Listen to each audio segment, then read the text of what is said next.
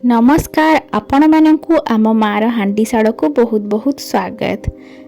सांग मैंने आज मु आपण मानक सह मम्मी को हाथ रंधा कदली भजा रेसिपी शेयर करी। ताहले चलंतु देखिबा। देखंतु एठी मु कंचा कदली को नहीं जाइछि। कंचा कदली देह पई बहुत भल आ खाइबा पई भी बहुत भल लागे, किंतु आज मु बेसर संगे कदली भजार रेसिपी शेयर करी। प्रथमे कदली को एमती दी फाड़ करके काटिदेवे, तापरे ताको पानी रे पकई देवे।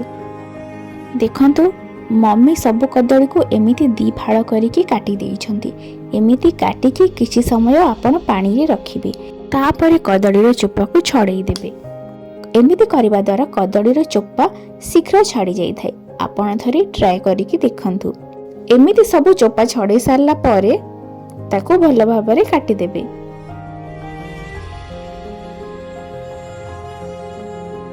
तापरे आमे कड़ाई रे पानी गरम करी देबा, तापरे ताकू टिके सिझेई देबा।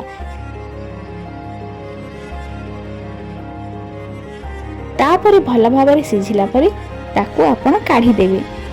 सिझा हेइतबा कदली उपरे लूण, हळदी आ बाटिकी रखी देबा सोरिष मसाला को देई देबे। सोरिष मसाला रे मु सोरिष, रसुण, जीरा, सुखिला लंका ए सब ग्राइंडिंग करिछि। ताकू भल भाबरे मिसई देबे। तापरे कड़ाई रे तेल गरम करिकी ताकू देई देबे। तापरे एमिति किछि समय ताकू भाजिबे।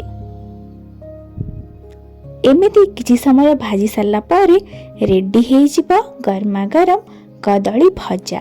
आपण याकू भात किंबा रोटी संगे खाई परिबे। यह देह पई बहुत भल आ खाइबा पई भी बहुत भल लागे। भिडियोटी जदि आपण मानकु भल लागुछि लाइक, शेयर, कमेंट करिवे। आ एमिति भला भला डिश देखिबा पई आम चैनल आम मार हांडीशाड़ को सब्सक्राइब करिवे। रहुछि जय जगन्नाथ।